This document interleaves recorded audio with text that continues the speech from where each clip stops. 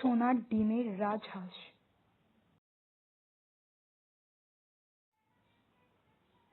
সোনার ডিমের রাজহাঁস। সোনার ডিমের রাজহাঁস।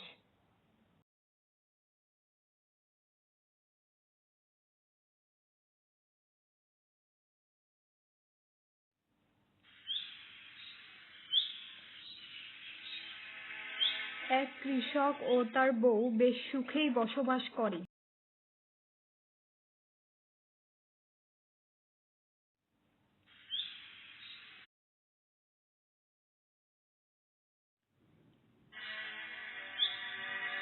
তাদের ছোট্ট খামার বাড়িটায়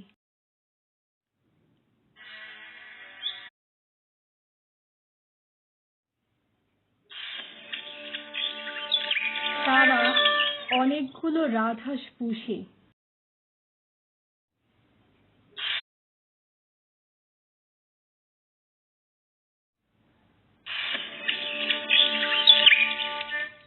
সেগুলোর ডিম বাজারে বিক্রি করে ভালোভাবেই দিন কাটায়।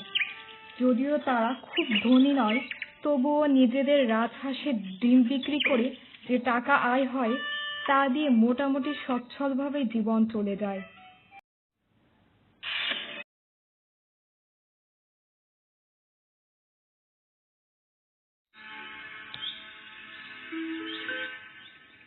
একদিন হলো কি, হাঁসের ঝাঁকে নতুন একটি রাজহাঁস উড়ে বেড়াচ্ছে দেখে কৃষক আর তার বউ আশ্চর্য হলো।